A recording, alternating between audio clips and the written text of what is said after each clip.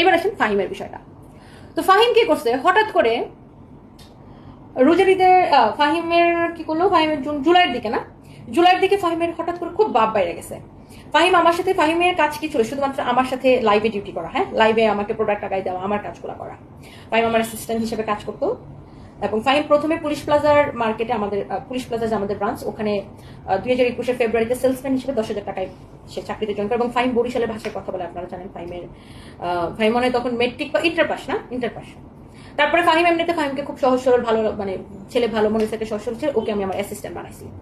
তারপরে ফাহিমকে হচ্ছে যে আপনার আমাদের কোম্পানিতে কাজ করে অ্যাসিস্ট্যান্ট এইভাবে কাজ করতেছে। ফাহিমকে আমার সবসময় সৎ মনে হতো। তো আমার এই ওর সাথে পরিচয় হওয়ার পরে ও আমাকে একদিন বলছে, তুমি ফাহিমকে এত বিশ্বাস করো? আমি বলছি না ও অনেক ভালো ছিল, কোনোদিন বিশ্বাসঘাতকতা করবে না। এবার আসেন বিশ্বাসঘাতকতার গল্প। তো হঠাৎ করে জুলাই দেখে ফাহিমের খুব ভাব বাইরে গেছে, মানে ফাহিম না আমার কথা বা আমাদের যে ম্যানেজারের কথা কোনো পাত্তাই দিতেছে না। তো ফাহিম এর মধ্যে কি করছে, একটা রিজাইন লেটার দিছে, অ্যাপ্লিকেশন দিছে যে সে চাকরি ছেড়ে দিবে। তো আমাদের কোম্পানির একটা সিস্টেম হচ্ছে, চাকরি ছাড়ার 2 মাস আগে আমাদেরকে অ্যাপ্লিকেশন দিতে হয়। তো দুই মাস আগে ফাইম একটা অ্যাপ্লিকেশন দিচ্ছে, কিন্তু ফাইমের খুব ভাব বেড়ে গেছে। তো বিষয়টা আমার খুব সন্দেহজনক মনে হয়েছে যে ফাইমের হঠাৎ করে হয়েছে কি। এর মধ্যে পুলিশ প্লাজা থেকে আমার একটা স্টাফ জানাইছে যে ম্যাডাম ফাহিম ভাই গোপনে আমাদের একটা কাস্টমারের সাথে উপরে মিটিং করছে। সে ওই কাস্টমারে আমাদের যত সব সাপ্লায়ারের তথ্য, আমরা কোথায় থেকে ব্যাগ কিনি, কোথায় থেকে ওয়েস্টার্ন কিনি, সবকিছু তথ্য সে দিবে। এবং সে ওই সাপ্লায়ারের সাথে, ওই কাস্টমারের সাথে সে পার্টনারে ব্যবসায় যাবে। এটা সঞ্জয় আমাকে এই তথ্যটা দিছে।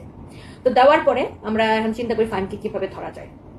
তখন আমার আইটি টিমকে বলি, ফাহিমের আইটি টিমের কাছে ফাহিমের মেইল অ্যাড্রেস ছিল, কারণ ফাহিমের মাঝে মাঝে আইডিতে সমস্যা হলে আমার আইটি টিমদের ঠিক করাইতো।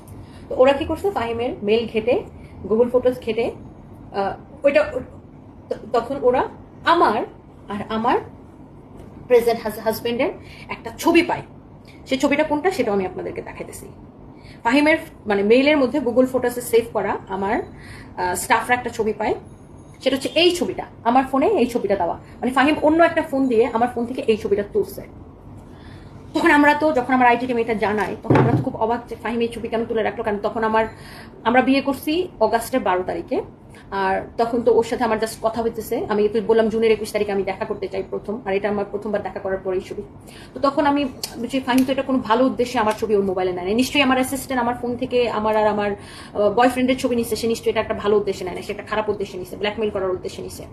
তখন আমার কাছে বিষয়টা খুব সন্দেহ হয়। তো ফাহিমের তখন জ্বর উঠে, ফাহিম জ্বরের জন্য ছুটিতে তার খালার বাসায় না কার বাসায় যেন গেছে। হ্যাঁ, তখন ফাহিম তো আমি বললাম যে ফাহিম এখানেই থাকতো, অফিসে থাকতো, তার জন্য একটা আলাদা রুম ছিল। তো ফাহিমের রুমটা হচ্ছে যে আপনার ফাহিমের রুমটা আমরা হচ্ছে যে আপনার সার্চ করে সেখানে একটা প্যান ড্রাইভ পাই। প্যান ড্রাইভটা পাওয়ার পরে আমার ম্যানেজার ওই প্যান ড্রাইভটা যখন ল্যাপটপে নেয়, নিয়ে দেখে ওই প্যান ড্রাইভের মধ্যে ফাহিমের দুনিয়া নুড ভিডিও। সেটা কার সাথে জানেন? ছেলেদের সাথে। ফাহিম হচ্ছে একটা গে, ফাহিম হচ্ছে ছেলেদের সাথে সব সেক্সুয়াল ভিডিও বানায়। তার থেকেও খারাপ যে জিনিসটা সেটা হচ্ছে, হ্যাঁ, এবং আমি বিদেশে চলে গেলে ফাহিম কি করতো, এই যে দেখেন আমার অফিসে তার রুমে মেয়েদের মানে এসব ছেলেদেরকে নিয়ে এসে এইসব মানে নোংরা কাজ করতো। ফাহিম হচ্ছে একটা গিয়ে ছেলেদের সাথে সেই সব ভিডিও বানায়। তার থেকেও ডেঞ্জারাস যেটা, তার পেন ড্রাইভে আমরা একটা ফাইল পাই, যে ফাইলের মধ্যে সে আমার নাম দিয়ে লিখে রাখে, টনি নোটস দিয়ে সে একটা ফাইল বানায় রাখে। এবং সে ফাইলটার মধ্যে সে, তখন আমার ম্যানেজার ওই ফাইলের মধ্যে ঢুকে দেখে আমার, এবং তখন তো রাসেল আমার হাজব্যান্ড হয় না, বয়ফ্রেন্ড ছিল, আমার আর রাসেলের যত ছবি আছে আমার ফোনে ছিল। কারণ ফাহিম কি আমার আইফোন দিয়ে আমি ছবি তুলি, ভিডিও তুলি। ফাহিম আমার আইফোনের পাসওয়ার্ড জানতো। আমার আইফোন থেকে সে ধরেন এইভাবে ছবি বের করে সে অন্য একটা ফোন দিয়ে এরকম করে ছবি তুলে নিছে, মানে আমার আর আমার বয়ফ্রেন্ডের যত ছবি ছিল সব। তার উদ্দেশ্য ছিল সে চাকরি ছেড়ে যাওয়ার পরে সে যে ওই যে আমার একটা কাস্টমারের সাথে পার্টনারে ব্যবসা করবে, তো আবার আমাদের সাপ্লাই নিয়ে, তো সেটা নিয়ে যদি আমরা কিছু বলি তাহলে সে আমার আর আমার বয়ফ্রেন্ডের ছবি দিয়ে আমাকে ব্ল্যাকমেইল করবে। এটা ছিল তার উদ্দেশ্য।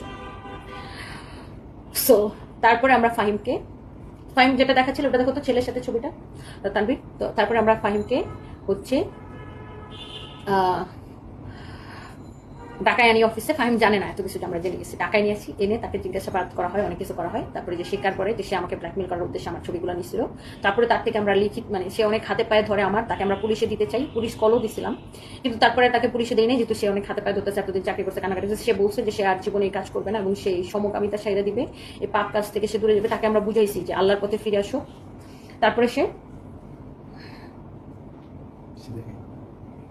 এতটুকু দেখাইলাম, আর বাকি কিছু বললাম না। তারপরে সে বলছে সে আর অনলাইনে সব কিছু করবে না, সে অনলাইন থেকে দূরে থাকবে, সে গ্রামে যায় ভালো কাজ করবে অথবা শহরে সে অন্য কোনো ভালো কাজ করবে। তো ফাহিমের চ্যাপ্টার ক্লোজ, সে একটা লিখিত দিয়ে তাকে আমরা ছাড়ছি। বাট ওর এই হচ্ছে ফাহিমের ঘটনা।